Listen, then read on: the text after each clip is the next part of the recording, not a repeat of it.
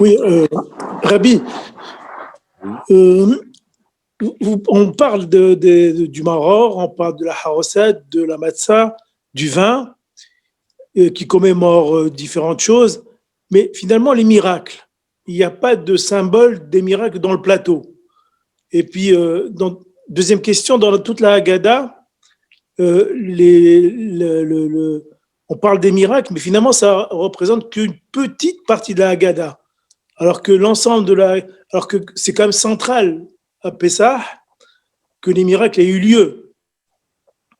Est-ce qu'il y a une explication? Est-ce que c'est voulu ou est-ce qu'il y a quelque chose qui pourrait expliquer pourquoi les miracles ne sont pas représentés sur le plateau, par exemple, et les questions tournent autour de la liberté, de l'amertume, qu'on a été esclave, etc. Mais finalement, les miracles, on n'en parle pas beaucoup. Alors, si on parle de miracles, parce que quand on parle de la gada, des défilés, c'est des miracles. On Oui, parle également de la gada par rapport à la sortie de l'Égypte, qu'on était libéré, c'est un miracle. Quand on parle par rapport à Kriyat Yam Souf, on parle dans la gada également du fait qu'on n'a pu traverser la mer, parce on parle longuement à tout un texte. Combien de miracles il y a eu sur la mer? Est-ce qu'il y a eu 10? Est-ce qu'il y a eu sur la mer? Il y a eu 40? Est-ce qu'il y a eu 50, 200, 250? Donc, on évoque les miracles. Mais la question que vous posez, pourquoi nous symbolisons les problèmes et nous symbolisons pas le résultat? Pourquoi ne pas symboliser la liberté? Alors, premièrement, permettez-moi de vous dire que dans certaines communautés, on évoque quand même la liberté parce qu'il y a la coutume de mettre un sac sur le dos, d'être habillé avec une ceinture et de jouer en tout cas le rôle qu'on bientôt on va sortir de l'Égypte. Mais la question se pose quand même pourquoi on évoque plus le maror, la terre, etc., et pas le miracle. Alors, il y a deux explications. La première, c'est que le miracle, c'est quelque chose que Dieu y fait, et l'homme ne peut pas faire semblant comme si lui aussi fait un miracle. Ça, c'est dans le pshat. Dans le pshat, tout simplement, quand on parle des problèmes qui étaient faits par les êtres humains, nous pouvons également les symboliser. Mais symboliser un miracle, on ne peut pas, parce qu'un miracle est réservé que à Dieu. L'être humain ne peut pas faire de miracle. Donc ça, c'est dans le pshat, pourquoi nous ne le faisons pas. Et deuxièmement, il y a dans les Sfarim basés sur le Zohar, il dit une phrase importante, qu'un miracle est infini. Alors, quand nous parlons du problème et nous les confinons, on les confine dans un détail d'un maror, d'un charosset, etc., alors ça ne nous dérange pas de limiter le symbole du mal et du problème, parce que nous voulons effectivement que le mal soit entièrement et absolument limité. Par contre, quand il s'agit des miracles que nous voulons qu'ils soient illimités, on ne veut pas quelque part les réduire à un symbole, parce qu'on veut que le miracle soit totalement libre et pour qu'il puisse revenir à nouveau pour chacun quand il a besoin. Pour ça on parle de Nissim et Niflaot. Nissim, c'est des miracles qui sont vus, qui sont reconnus. Niflaot, c'est des miracles qui ne sont pas vraiment reconnus. Et malgré tout ça, on va donc donner à ça une importance tout à fait particulière. Donc ça, c'est également dans le sens plus profond, pourquoi les miracles, on parle, mais on ne veut pas les symboliser pour ne pas les limiter d'une manière ou d'une autre. Ensuite, il y a encore un détail pour répondre à votre deuxième question par rapport au texte de la Gada, même s'il y a des miracles qui sont quand même évoqués, c'est que la Gada, c'est pour nous mettre dans un état d'esprit pour que nous puissions comprendre et être peinés pour la souffrance de nos ancêtres à l'époque en Égypte. Pour cela, il faut quand même des mots pour, euh, pour arriver à ça. Parce que si la Gada n'aurait pas mis un minimum de paroles pour évoquer la difficulté, la souffrance de nos ancêtres, on va dire ça en une minute. Vous savez, ce qu'on dit en une minute, on n'est pas touché. Pour être touché par quelque chose, il faut prendre le temps d'en parler, de réfléchir et d'arriver à ressentir le mal ou le malaise de la personne qui a souffert. Alors, pour la souffrance, il y a un minimum. Tandis que une fois que la souffrance a été évoquée et que les choses sont suffisamment claires, alors là, dès qu'on parle de liberté, il ne faut pas l'expliquer. Chacun comprend la liberté. Expliquer un problème, c'est difficile. Mais expliquer le bien, une fois qu'on a compris le problème de difficulté, on n'a pas déjà besoin tellement de mots. On parle tout simplement qu'on est sorti le khayrout. C'est déjà extraordinaire. Ça n'a pas besoin d'une description. Parce que le khayrout veut dire tout simplement je suis libre de toutes les différentes malaises, difficultés, souffrances et tortures qui a eu lieu de la part des Égyptiens pendant les 2 siècles et un peu plus que le peuple juif était en Égypte. Merci, Rabbi. Je vous en prie.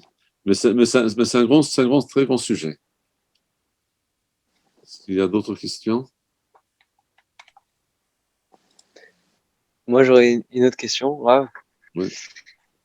Est-ce que si on fait le Seder de Pessah en route Laaretz, donc on fait un deuxième soir de Seder, est-ce qu'il y aurait une différence dans l'obligation de dire Pessah Matzah ou Maror, ou est-ce que vu que c'est un deuxième soir, c'est pas Minatora ou... Alors, d'après Minatora, à partir du moment que les Khamim ont décidé qu'il y a un doute quand est-ce qu'il faut faire le Seder, le premier soir, le deuxième soir, pour le Chiyuv de la Torah, il est là exactement les 2 soirs de la même manière. Par rapport à Rosh Hashanah et par rapport au Seder, il n'y a pas une différence absolue entre les 2 Seder ou le Shofar de 2 jours de Rosh Hashanah. C'est considéré qu'il faut absolument faire les 2 de manière absolue. Ensuite, juste pour dire entre guillemets, il y a une chance qu'on peut faire 2 Seder, parce que souvent au premier Seder, on est assez fatigué. Alors, au deuxième Seder, on se rattrape tout ce qu'on a manqué au premier. De toute manière, il y a toujours, on se rend compte, on court beaucoup avant Pessah, on n'a pas toujours le temps de faire les choses comme il faut. Des fois, on est en train encore de tremper les kelim du Seder Erev Pessah. Il faut brûler le Hametz, il y a beaucoup de choses à faire. Et on fait le Seder, et après le Seder, pendant le Seder, on se rend compte qu'il y a 2-3 questions. Pendant la journée, on regarde dans le livre et on découvre des choses extraordinaires. Et donc, au deuxième Seder, on arrive vraiment à le partager comme il faut. Mais en tout cas, le Chiyuv et la Torah, nous le considérons pour les 2 soirs. Ok, merci beaucoup. Alors, donc, ça, c'est un très bon sujet. Et puis, pour revenir au monsieur Martin qui a posé la question avant, un problème, une difficulté est égal pour tout le monde. Tout le monde peut comprendre que des travaux forcés, des tortures, tout ce qu'on a fait aux enfants juifs, c'est quelque chose qui, voilà, à partir du moment qu'on évoque ce sujet-là, c'est très clair pour tout le monde, ça n'a pas besoin d'avoir d'explication. Le côté de Tiyad, de la liberté ou de la libération qui a été donné, qu'elle est moins expliquée, c'est parce que la liberté, c'est quelque chose que chacun va le comprendre, va le saisir à sa manière, pour comprendre la grandeur, l'importance. Pas tout le monde a le même sens que veut dire la liberté. Et pour cela, ça, on laisse un peu à chaque personne développer soi-même pour qu'il puisse vraiment arriver avec ses propres mots à leur grandeur, à ce qu'Hachem a donné à chacun de nous pendant cette sortie d'Égypte.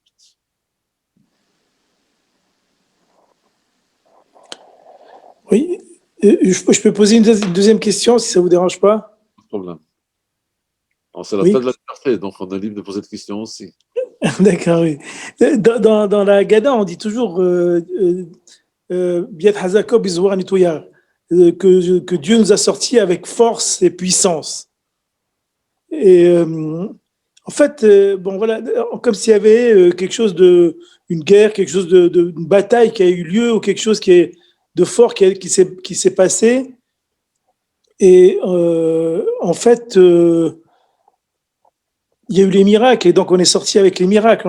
Il n'y a pas eu de de bataille, qui comme une guerre, quelque chose comme ça. Donc, c'est pour ça que je voudrais est-ce qu'il y a une explication pourquoi on dit tout le temps Dieu nous a sortis avec force et puissance, alors qu'il nous a sortis avec miracle. Au contraire, il nous a entourés, il nous a protégés, etc. On est sorti libre avec de l'argent, etc. Donc on est sorti comme des hommes libres, mais pas en nous battant comme une guerre, voilà. Bon, évidemment, il est clair que toujours quand on parle par rapport à Hachem et on dit une image avec une main forte, etc., on ne parle pas d'une main physique. Dieu n'a pas de corps, Dieu n'a pas de forme de corps. C'est uniquement un symbole.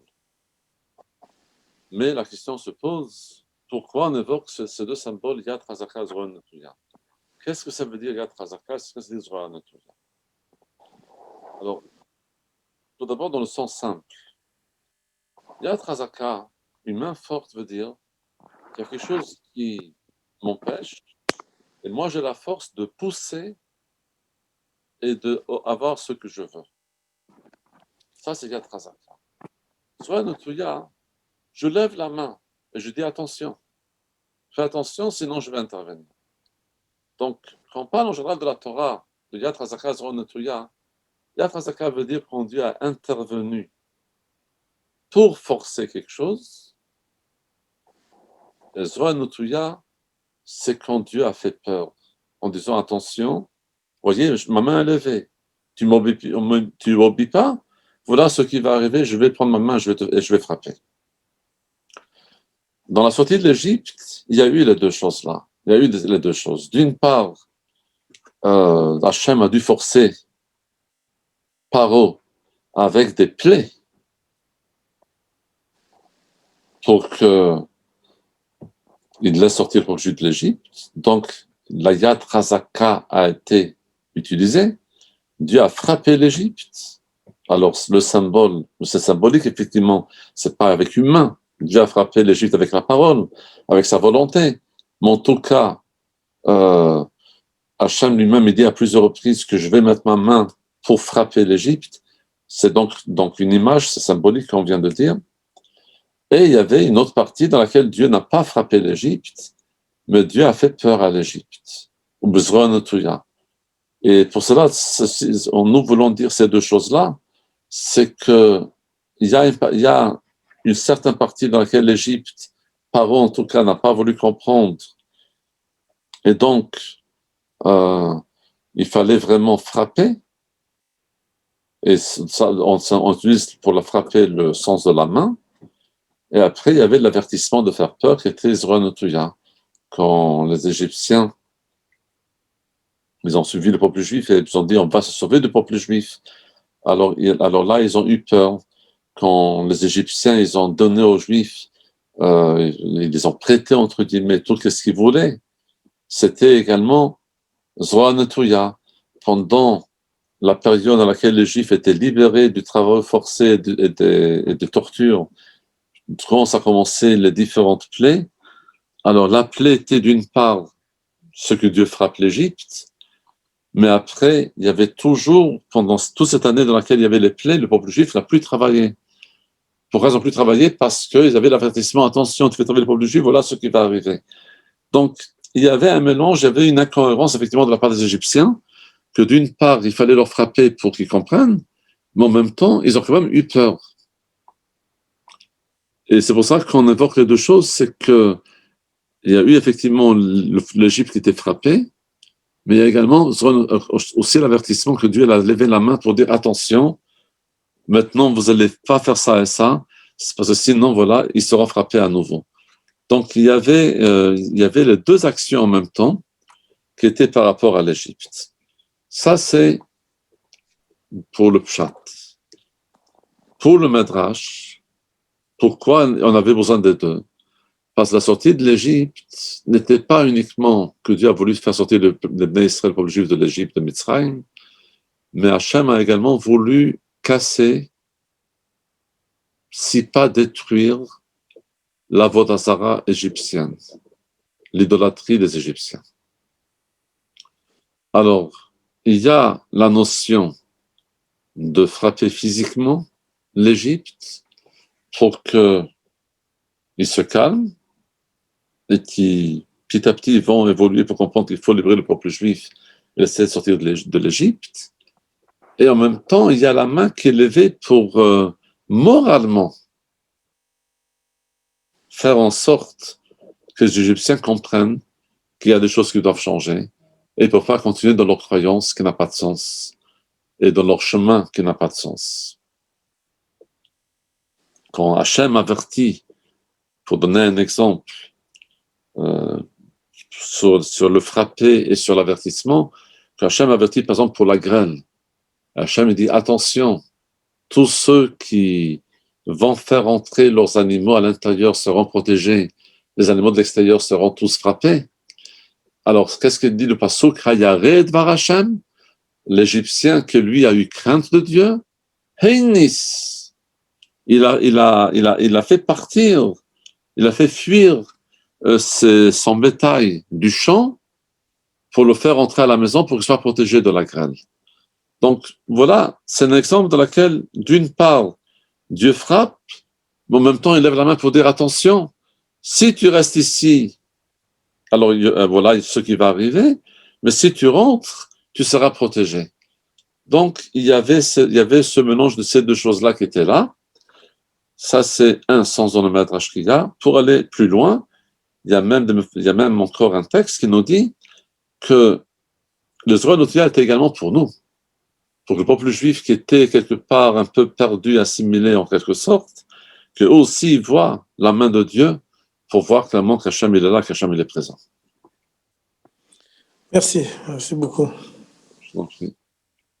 Mais bon, heureusement, on a encore maintenant quelques mois jusqu'à Pessah pour approfondir la Megillah Bezat Hashem. Merci beaucoup. Okay. Alors, que de Bsorot Tovot, on souhaite tous une très bonne soirée. Aujourd'hui, c'est un jour très spécial, le 5 Tevet, qui est un jour de fête, de bénédiction et propice. C'est un jour que la Bible a déclaré comme un jour très particulier. Alors, beaucoup de bracha v'atzlacha pour nous tous, pour nos familles, pour tout le clan d'Israël. Et si Dieu veut, à demain soir. J'ai pris aujourd'hui la place de Lévi Yitzhak, qui lui va donner le cours demain soir. Bezat Hashem. On te souhaite tous une très bonne soirée et beaucoup de Bsorot Tovot. Merci beaucoup. Merci. Bsorot Tovot. Chazak Baruch.